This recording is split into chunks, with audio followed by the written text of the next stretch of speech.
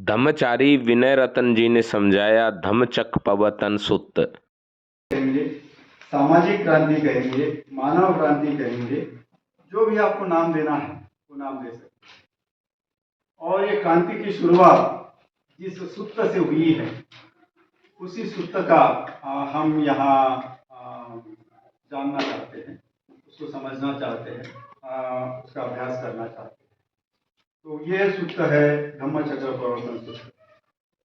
और बुद्ध और उनके धम्म में बाबा साहब ने इस सूत्र का बहुत अच्छा विश्लेषण किया है।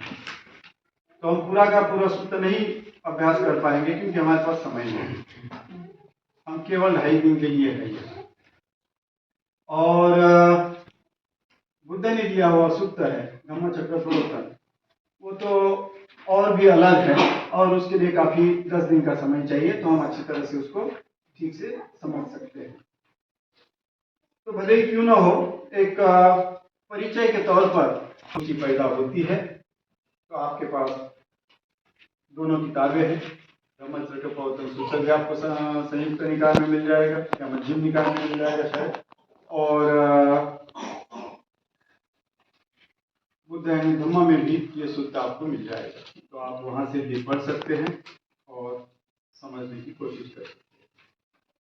तो इस सूत्र की शुरुआत जो है वो शुरुआत और उसके बारे में कुछ कहने के बजाय पहले मैं श्रद्धावंत जी से विनंती करता हूँ कि वो सूत्र का कुछ हिस्सा जो है वो आपके सामने पढ़ें। हर एक के पास वो कॉपी होगी, आप भी उसको देख सकते हैं। तो 2 से पढ़िए।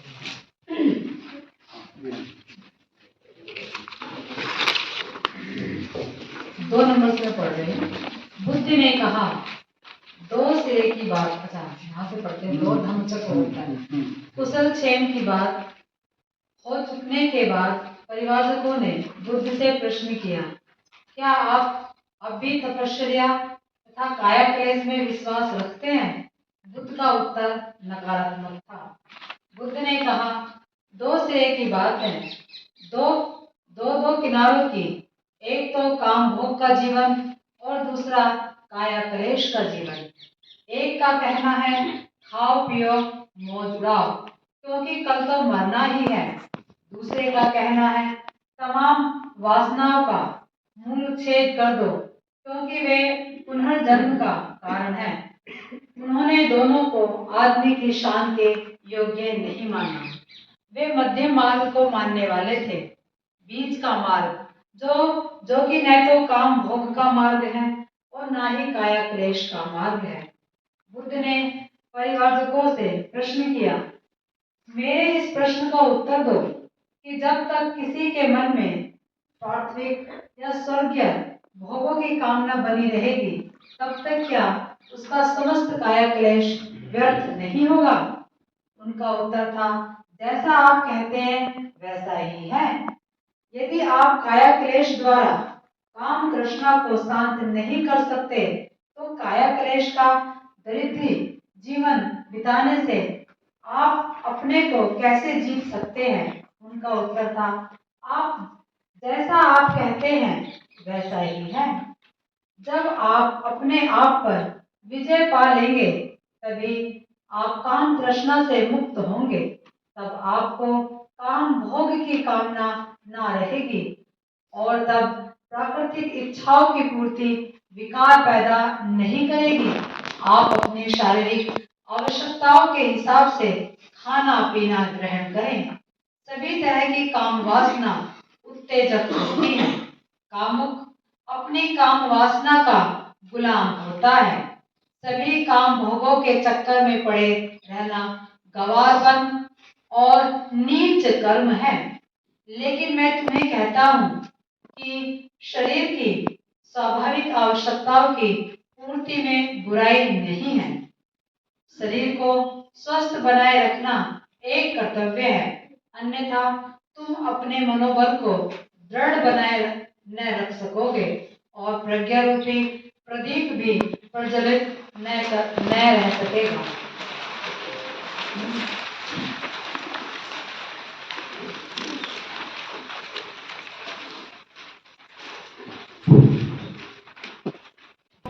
बात को समझ लो कि आदमी को इन दोनों अंत की बातों से सदा बचना चाहिए। एक को तो उन चीजों के चक्कर में पड़े रहने से जिनका आकर्षण काम भोग संबंधी तृष्णा पर निर्भर करता है। यह एक बहुत निम्न कोटि की बात है, अयोग्य है, हानिकारक है। और दूसरी ओर तपस्या अथवा काया कलेश से, क्योंकि वह भी कष्टप्रद है, अयोग्य है तथा हानिकारक है। इन दोनों अंतों से, इन दोनों सिरे की बातों के बीच में एक मध्यम मार्ग है, बीच का रास्ता। यह समझ लो मैं उसी मध्यम मार्ग का उपदेष्टा हूँ। 5 परिवारजकों ने उनकी बात ध्यान से सुनी। वे यह नहीं जानते थे कि बुद्ध के मध्यम मार्ग के बारे में क्या कहें, इसीलिए उन्होंने प्रश्न किया, जब हम आपका साथ छोड़कर चले आए, उसके बाद आप कहाँ कहाँ रहे, क्या क्या किया? तब बुद्ध ने उन्हें बताया किस प्रकार गया पहुंचे, कैसे उस पीपल के पेड़ के नीचे ध्यान लगाकर बैठे और कैसे 4 सप्ताह की निरंतर समाधि के बाद उन्हें वह नया बोध प्राप्त हुआ जिससे वह नए मार्ग का आविष्कार कर सके। यह सुना तो परिवारजक उस नए मार्ग को विस्तार पूर्वक जानने के लिए अत्यंत उत्सुक हो उठे। उन्होंने बुद्ध से प्रार्थना की कि वह उन्हें बताएं। जिनको भी कुछ बुद्ध चरित्र की जानकारी होगी तो उनके लिए सहज है, लेकिन जो बिल्कुल ही नहीं जानते कि बुद्ध बनने के पहले सिद्धार्थ थे और सिद्धार्थ थे राजपुत्र थे। उनके पिता का नाम महाराजा शुद्धोधन कहलाते थे। वो माता पिता को इकलौती संतान थी और किसी ऋषि ने उनकी भविष्यवाणी की थी कि यह बड़ा होकर महान तपस्वी बनेगा या महान ज्ञानी बनेगा या तो फिर चक्रवर्ती सम्राट बनेगा। तो इस तरह से उनकी भविष्यवाणी की गई। तो राजा चिंतित हुआ कि मेरा बेटा तपस्वी न बने, ज्ञानी न बने, वो चक्रवर्ती सम्राट बने। तो इसलिए उन्होंने बचपन से ही उसको सुख सुविधा, ऐसी कोई सुख सुविधा नहीं थी उनको जो मुहैया नहीं थी। ऋतु के अनुसार उनके महल थे, नर्तिकाएं मनोरंजन के लिए थी, सब जो चाहे वो, क्योंकि वो राजपुत्र राजा के बेटा। और सब कुछ होने के बावजूद भी उनको लगा कि ये ठीक नहीं है, तो उन्होंने गृह त्याग कर दिया, छोड़ दिया। सुत्त में कई तरह से बातें हैं, काव्यात्मक भी बताई गई है और वास्तविक भी बताई गई है। एक बोधिराज कुमार सुत्त है, उस बोधिराज कुमार सुत्त में कहते हैं, क्योंकि हमें यह बताया गया है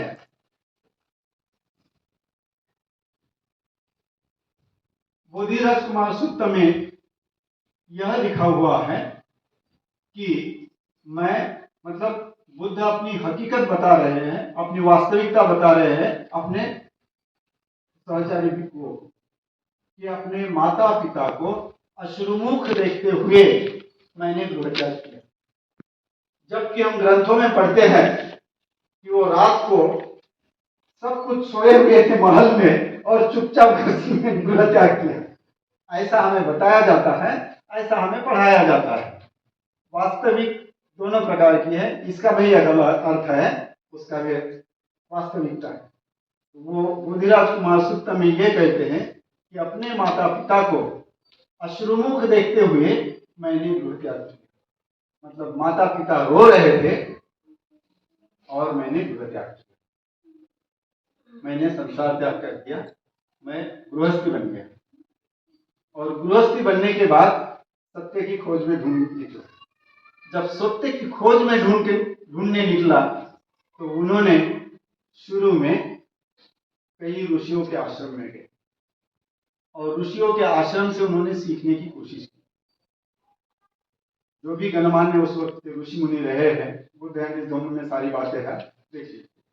तो ऋषि के आश्रम में जाते जाते फिर उन्होंने आलार कलाम और उद्दक्रांपुत्र इनके पास से ध्यान साधना सीखी। जो ये आनापानसति आज हम कर रहे हैं, किए है सुबह, ये बुद्ध ने खुद की खोज नहीं की, ये उन्होंने अपने गुरु आलार कलाम से सीखा।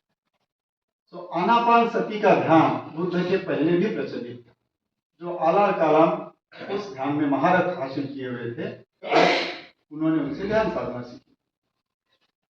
उनके पास से ध्यान साधना सीखने के बाद फिर भी उनको सत्य का ज्ञान नहीं हुआ। उन्होंने पूछा कि सत्य का ज्ञान तो हुआ नहीं। तो उन्होंने कहा बस इतना ही मुझे आता है, आप छोड़कर मत जाओ, आप ये पूरे आश्रम वासियों को संभालो, आप इसे मुख्य बन, मैं रिटायर हो जाता हूं, तुम्हारे में और मेरे में कोई फर्क नहीं है, तुम मेरे जैसे हो गए हो। तो इनकी प्रगति देखकर, ध्यान साधना में इनका आकलन देखकर आलार कलाम ने कहा तुम मुखिया बनो, मैं अलग हो जाता हूं और इस आश्रम को संभालू। सिद्धार्थ का जवाब था मुखिया बनने के लिए मैं नहीं आया, मैं सत्य की खोज के लिए आया, और आपके पास से इतना पढ़ने के बाद मुझे सत्य नहीं प्राप्त हुआ, मैं जाता हूं। उसके बाद फिर वो उद्दक्रांपुत्र के पास गए, उनसे आगे की ध्यान साधना सीखी, और उस आगे की ध्यान साधना सीखकर भी उनको भी वही सवाल पूछा जो उन्होंने आलार कलाम से कहा, मुझे सत्य तो नहीं प्राप्त हुआ अभी, तो मैं आपको छोड़कर जाता हूं, आपसे मेरी कोई नाराजगी नहीं है। उन्होंने भी वही बात कही, आप मुखिया बनो, आप जो मेरे पास है वो सब आपको प्राप्त हो गया है, इससे बढ़कर कुछ नहीं है अभी, और ये सारे आश्रम वासियों को आप संभालो, इसको आगे बढ़ो। उन्होंने कहा उसके लिए मैं नहीं आया, मुझे सत्य की खोज चाहिए। सत्य क्या है? इंसान दुखी क्यों है? क्या के लिए गृहत्याग किया उन्होंने? इंसान दुखी है, संसार में संघर्ष है, एक दूसरे से लड़ाई करता है, एक दूसरे से झगड़ा करता है, और ये झगड़ा हर एक के बीच में है, बहन बहन के बीच में है, भाई भाई के बीच में है, बाप बेटे के बीच में है, पड़ोसी के बीच में है। हर कोई अपना संघर्षरत है, हर कोई झगड़े में व्यस्त है, और हर कोई दुखी है। मैं इसकी खोज करने की, मैं ये ज्ञान प्राप्त करने निकला हूं कि ये इसका मूल क्या है, क्यों इंसान दुखी है, क्यों दुख में वो जी रहा है। तो जब तक वो मुझे प्राप्त नहीं होगा और आपके ध्यान साधना से मुझे प्राप्त नहीं हुआ है, तो माफ कीजिए, आपका इसमें कोई दोष नहीं है, लेकिन मेरा ये विषय नहीं है आपका आश्रम का मुखिया, तो मैं यहां से छोड़ सकता। उसके पश्चात उन्होंने 6 साल तक तपस्या, कई तरह के तपस्या की, इतनी कठोर तपस्या की कि वो मूर्छित होकर गिर पड़े। लोगों ने कहा ये तो अब मर गए। इतनी उन्होंने तपस्या की, और इतने तपस्या के बाद भी उनको कोई ज्ञान प्राप्त नहीं। जब वो मूर्छित अवस्था से उठे और वो एक बरगद के पेड़ के नीचे बैठे, तो उनको लगा, सोचने लगे कि ऐसा हो रहा है, अब तो मैंने इतनी ध्यान साधनाएं की है, इतना कुछ तप किया है, फिर भी तो कुछ भी प्राप्ति नहीं हुई है। उसी वक्त वहां सुजाता नाम के एक महिला ने उनको खीर खिलाई। उन्होंने वो खीर ग्रहण की, तो उनके साथ जो ये 5 परिव्राजक थे, जो उनका ध्यान था कि इनको ज्ञान प्राप्ति होगी तो हमें लाभ होगा, इसलिए उनकी सेवा कर रहे थे, और पूरे तपश्चर्या के दरमियान 6 साल तक उनकी वो सेवा करते रहे। ये ज्ञानी बनेगा और इस ज्ञान से हम लाभान्वित होंगे। तो इसलिए उस ज्ञान से लाभान्वित होने की वजह से वो उनकी सेवा में बढ़े कि हमारी सेवा भी फलदायक होगी, अच्छा ज्ञान भी प्राप्त होगा, हम भी लाभान्वित होंगे, लोग भी लाभान्वित होंगे, तो चलो हम इसकी सेवा करते हैं। तो वो 5 परिव्राजक उनके साथ बने रहे। लेकिन जिस दिन उन्होंने ये खीर ग्रहण की, उसी क्षण को लगा कि अब ये क्या ज्ञान प्राप्त है, इतनी तपस्या करने के बाद भी इसको कुछ प्राप्त नहीं हुआ, बेकार है इसके साथ रहना। उनको छोड़ दिया और वो चल दिए। बोले तुम्हारे साथ रहने में हमारा कोई लाभ नहीं है, ना संसार का कोई लाभ नहीं है, और तुम्हें कोई ज्ञान मिलने वाला नहीं। चले गए। बुद्ध ने वो खीर ली और खीर खाई। थोड़ी सी उनको तरोताजा लगा। उनको लगा कि ठीक है, अब घूमते हैं इस प्रदेश में और सोचते हैं कि ऐसा क्यों हो रहा है। फिर उनको लगा कि वो निरंजना नदी के किनारे बड़ा रमणीय प्रदेश था। आज तो रमणीय बना नहीं है। आज तो जितना मतलब हो हल्ले का माहौल है, इतना हो हल्ला होता है, इतना आवाज आता है, अब कोई शांति नहीं है। तो उस वक्त क्या शांति होगी पता नहीं। नदी से आजकल तो अभी से नदियां सूख जाती है, जनवरी से नदियां सूख जाती है। मैं अपने बचपन में देखता था, मेरे गांव की नदी वहीं तक नहीं सूखती थी, पानी बहते रहता था। धीरे धीरे पानी भी बहना बंद हो जाए तो नदी में कहीं ना कहीं वो गड्ढे बने रहते थे, वहां पानी बना ही रहता था। जब दूसरी बारिश आती थी तब तक पानी बना रहता था। आजकल तो सब नदियां, सब वातावरण बदल गया है। लोगों को ये बताएंगे तो बहुत बड़ी कहानियां बताएंगे, क्या झूठ बोल रहा है। ऐसी बात हो गई आज।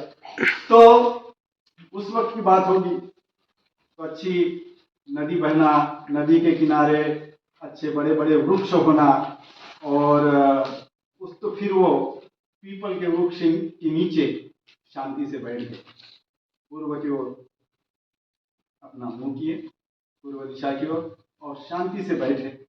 और फिर उन्होंने प्रण किया। उनको याद आई कि मैं अभी चिंतन करता हूं, जो भी ध्यान साधनाएं मैंने सीखी है उस ध्यान साधनाओं के तहत मैं चिंतन करता हूं। तो उन्होंने आलार कालानुरुद्ध रामपुत्र से जो ध्यान साधना की परमोच्च स्थिति प्राप्त की थी, उस स्थिति से उस पीपल के पेड़ के नीचे बैठकर वो ध्यान साधना करने लगे।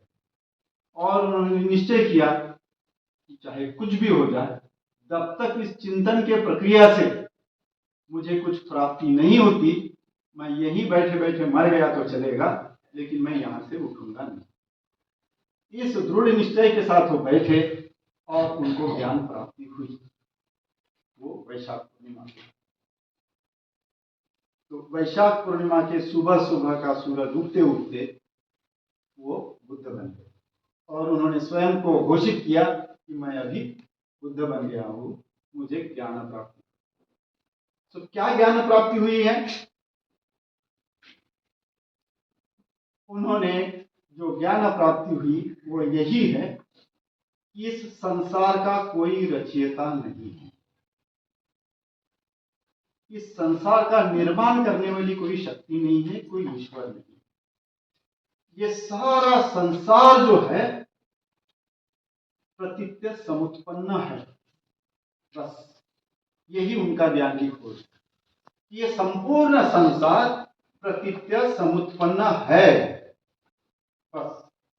तो प्रतीत्य समुत्पन्न क्या है कि कई प्रत्यय इकट्ठा आते हैं और इकट्ठा आने से कुछ उत्पन्न होता है। बस इसका मतलब हमारे भाषा में क्या है कि कुछ भी स्थिति का निर्माण होने के लिए कई कारण इकट्ठा होते हैं। कई कारण इकट्ठा आएंगे तभी कुछ निर्माण होता है। अपने आप में कुछ भी निर्माण नहीं होता। इस संसार में कोई भी चीज ऐसी नहीं है जो अपने आप में निर्माण हुई है। ऐसी कोई भी चीज नहीं है। जो भी चीज निर्माण हुई है वो कुछ न कुछ कारणों के इकट्ठा आने से। कुछ भी चीज को ले लो, ये पेन को भी ले लो तो अपने आप में नहीं, इसमें भी कई कारण। हमारा शरीर भी अपने आप में नहीं है। हमारे शरीर में भी 6 धातु है। घन पदार्थ है, द्रव पदार्थ है, उष्णता है, वायु है, अवकाश है। इनसे मिलकर जो शक्ति बनती है वो शक्ति। तो इस तरह से इस विश्व में कोई भी अपने आप में स्वयंभू नहीं है और कोई किसी को निर्माण नहीं करता।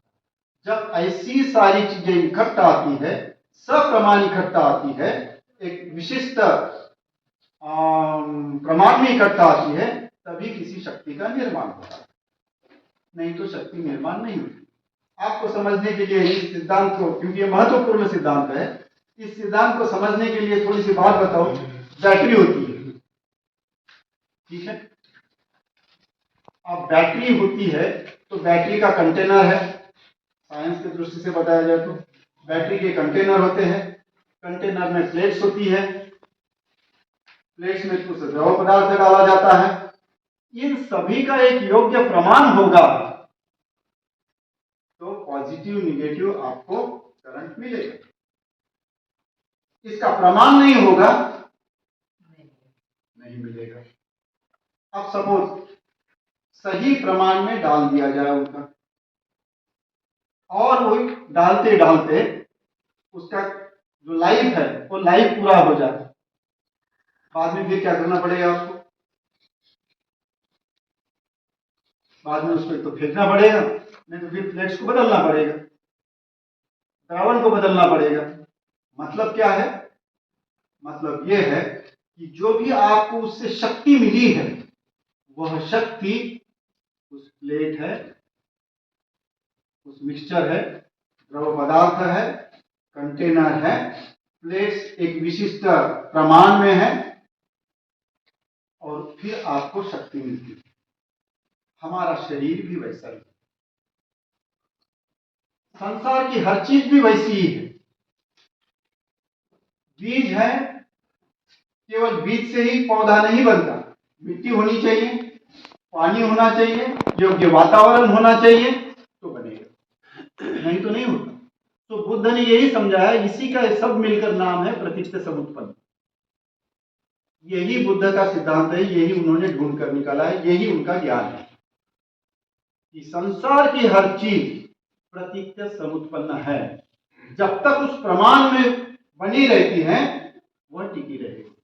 जिस क्षण उनका प्रमाण बिगड़ जाएगा उस दिन नष्ट हो जाएगा, फिर आप उसको जैसे के वैसे नहीं बना सकते, उसको पूर्व स्थिति में नहीं ला सकते। तो यह बुद्ध का महत्वपूर्ण सिद्धांत है, और इसी सिद्धांत के आधार पर बुद्ध ने ईश्वर, आत्मा, इनको झूठलाया।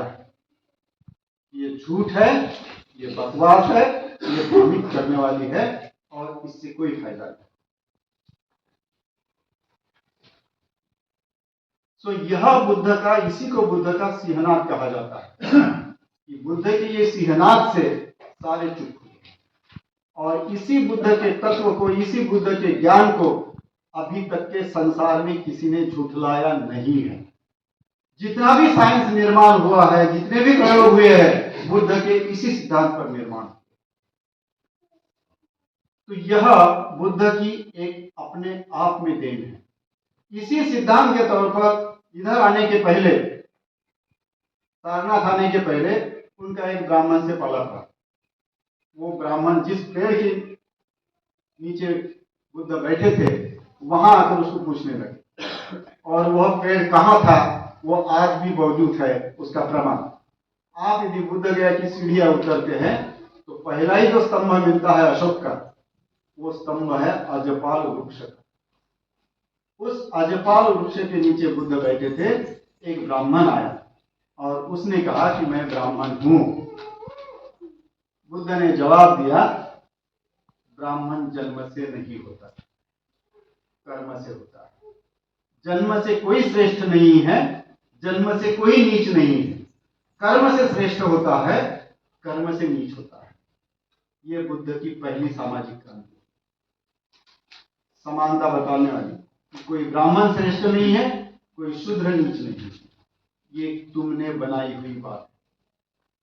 तो सारनाथ को आने पहले बुद्ध ने उसी अजपाल वृक्ष के नीचे बुद्ध को यह संदेश दिया। वो संदेश भी लिखा हुआ है अभी वहां, और वो स्तंभ भी है जो अशोक ने बनवाया। हम तो आते हैं जाते हैं, लेकिन वो स्तंभ की पूजा करने वाले परदेश के लोग आते हैं और वह सोने का आवरण लगाते हैं। जो सोने का अर्क आता है वो सोने का अर्क लगाते हैं, अपना माथा टेकते हैं, वो जाते हैं। और भारतीय लोग ऐसे ही जाते हैं, उसके तरफ ध्यान नहीं देते, ये कितना महत्वपूर्ण है। एनीवे, तो बुद्ध की ये ज्ञान प्राप्ति के बाद उनको लगा कि ये बात मैं यदि बताऊं तो मेरी बात कौन सुनेगा। मैं कहता हूं ईश्वर नहीं है, आत्मा नहीं है, इसी के भरोसे पर सारा संसार भाग रहा है, और मैं ये बताऊं कि ये नहीं है तो मेरी कौन सुनेगा, मेरा समय तो बर्बाद जाएगा। तो उनके मन में शंका पैदा हो नहीं था। तो फिर किसी ने उनसे कहा, या उनके अंदर से ही आवाज आई कि नहीं, ऐसा गलत मत काम मत करो, कोई ना कोई तो सुनने वाला होगा, जरा ढूंढो उसको और उसको बताओ।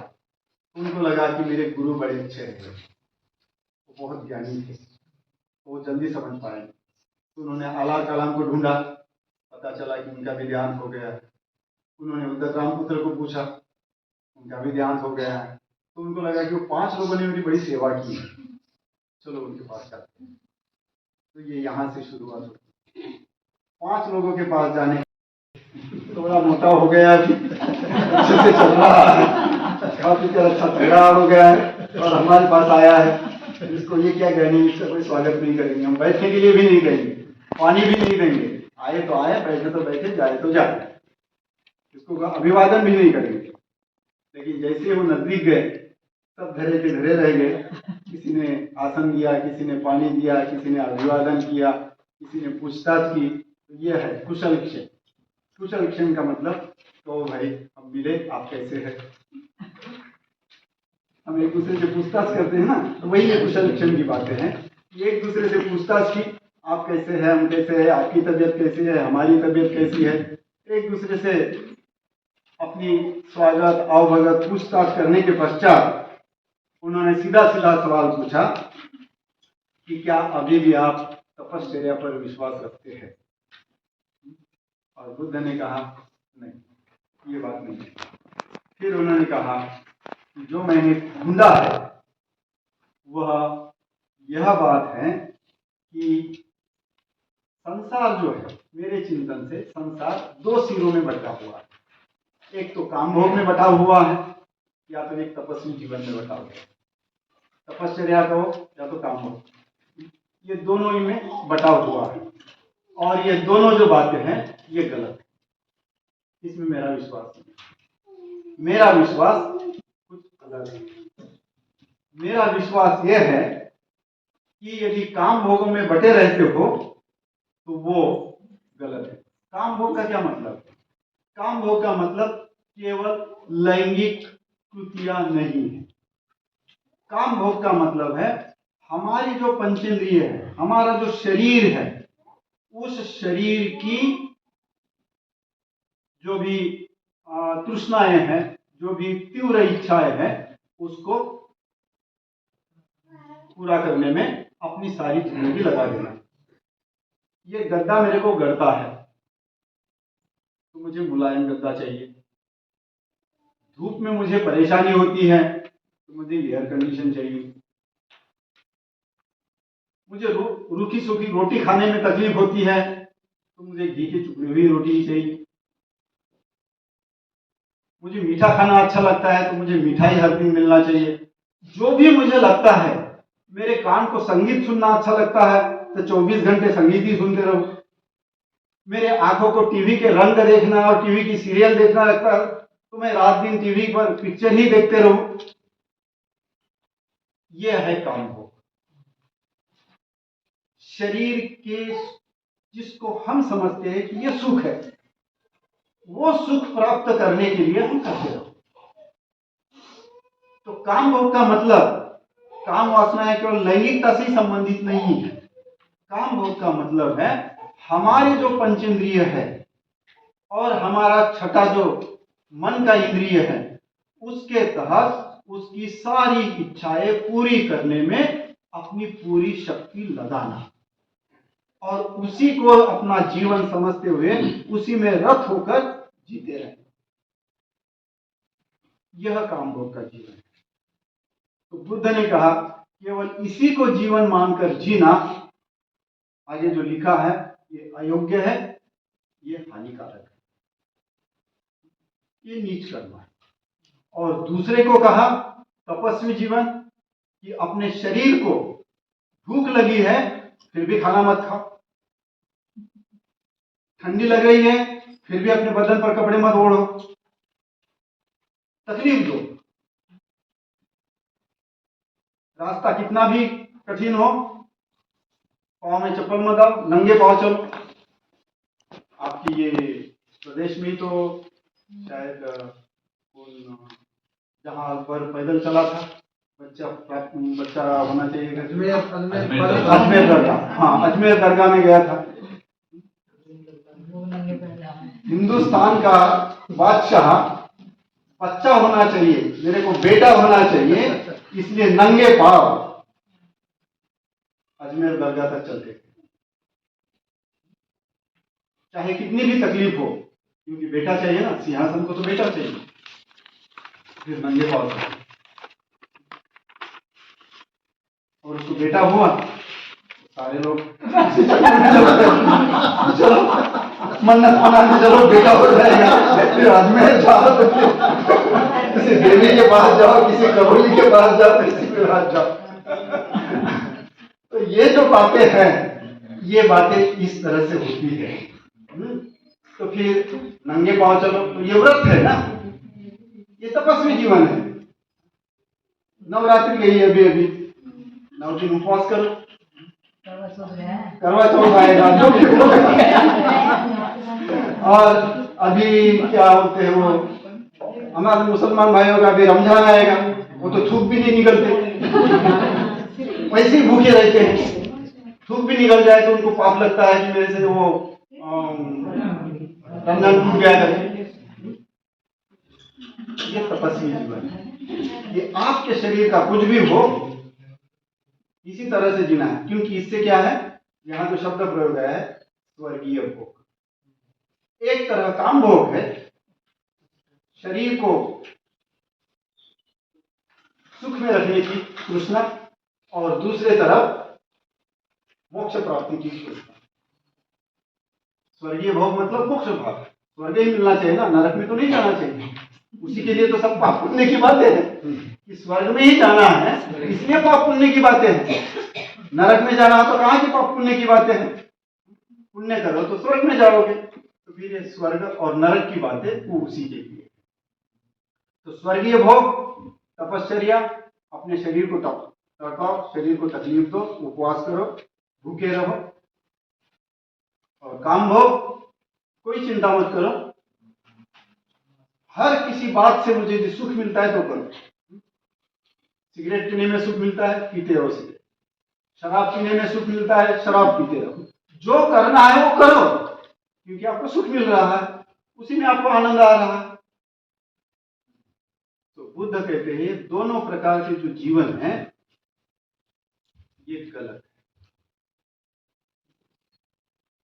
काय क्लेश, शरीर को तकलीफ देना हानिकारक है, अयोग्य है। लेकिन काम भोग को बुद्ध ने और एक शब्द जोड़ा, हानिकारक भी है, नीच कर्म भी है और अयोग्य भी है। तो बुद्ध ने और एक शब्द जोड़ दिया है। तो इस तरह से इन दोनों प्रकार, लेकिन बुद्ध ने जो 9वें 8वें और जगह जो बात की है वो बहुत महत्वपूर्ण है। वो कहते हैं 7वें में जो लिखे, आप अपनी शारीरिक आवश्यकताओं के हिसाब से खाना पीना ग्रहण कीजिए। शरीर की आवश्यकता है, ये अत्यंत महत्वपूर्ण बात है। और आगे लिखते हैं, शरीर की स्वाभाविक आवश्यकताओं की पूर्ति में बुराई नहीं है। शरीर को स्वस्थ बनाए रखना एक कर्तव्य है। इसको अंडरलाइन करते हैं। शरीर की स्वाभाविक आवश्यकताओं की पूर्ति में बुराई नहीं है।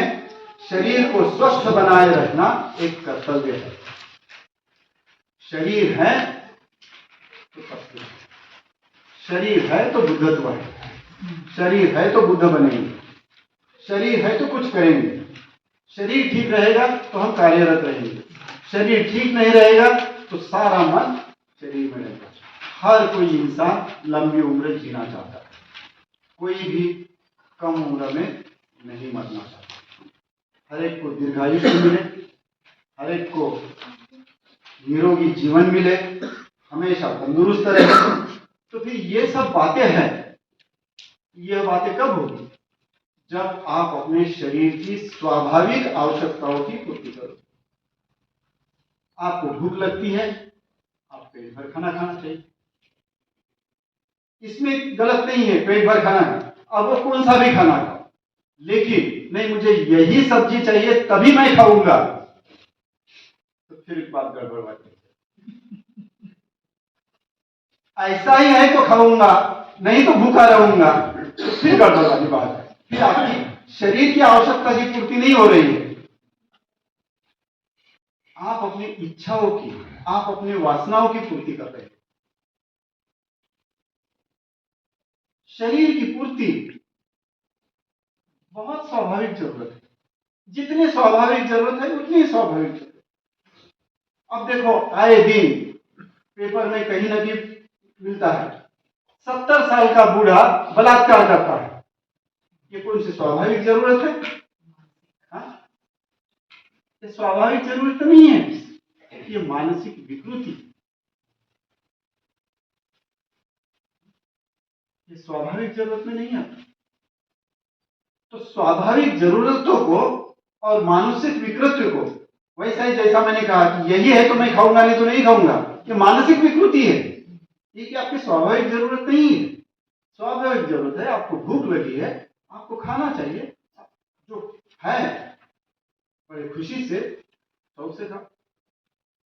बुद्ध घर घर जाते थे, मेरे को यही मिले, ये खाने के लिए जाते थे। 45 साल तक भिक्षाटन किया, हाथ में कटोरा लेकर किसी भी घर के सामने जाकर खड़े होते थे, जो भी मिलता था पेड़ के नीचे बैठकर शांति से बड़े आनंदित होकर खाते थे। वो कभी बीमार नहीं रहे, बासा खाने से बीमार हो गए ऐसा कोई बात नहीं हुई, जो भी मिला वो खा लिया।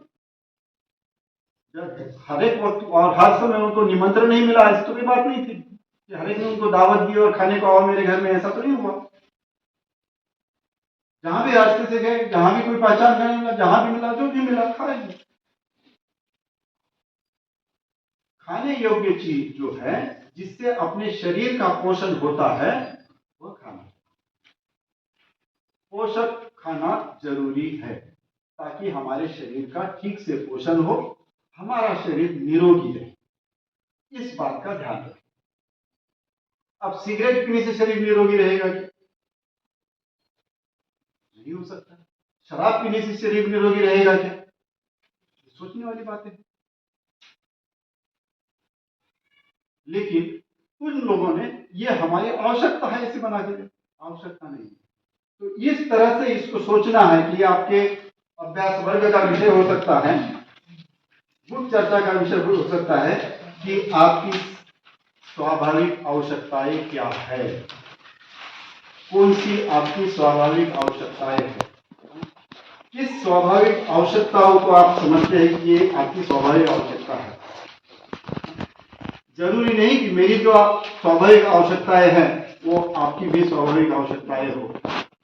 अब जैसा ये मेरा शरीर गंजा है, मैं कभी क्या कहूँ तेज धूप में बाहर नहीं जाता भी हो तो सर पर टोपी रख के जाता हूँ। थोड़ा सा भी मैं बाहर चला गया तो मुझे तब तकलीफ हो जाती है, तो मैं हमेशा टोपी पहनता हूँ। कोई ना कोई धूप काले की अलग हैट रहती है और सर्दी की ये बनी रहती है। तो मेरा शरीर जो है, मेरा सर जो है वो बड़ा सेंसिटिव हो गया है धूप पे और ठंडी पे। तो मुझे पता चलता है कि नहीं, मेरे शरीर में अभी हैट चाहिए, मैं ऐसा नहीं जा सकता, तो तुरंत मुझे बुखार आ जाता है। तो ये मेरी आवश्यकता है, आपकी नहीं हो सकती। तो इसी तरह से हर एक ने अपनी आवश्यकता ध्यान में देनी है कि मेरे शरीर की क्या आवश्यकता है। मुझे 2 ही रोटी चाहिए, किसी को 4 रोटी रखती हो, उसकी शरीर की आवश्यकता है। दिन भर मेहनत करता है, कोई 6 रोटी खाता होगा। तो हर एक की आवश्यकताएं अलग हो सकती है। तो अपनी अपनी आवश्यकताओं के अनुसार वह आवश्यकताएं पूर्ति करना ये कोई गलत बात नहीं, लेकिन अस्वाभाविक आवश्यकताओं के पीछे लगना तो जीवन बर्बाद करना है। तो यह आपको ध्यान में लेना है कि आपके जीवन की स्वाभाविक आवश्यकताएं कौन सी है और आपके जीवन की अस्वाभाविक आवश्यकताएं।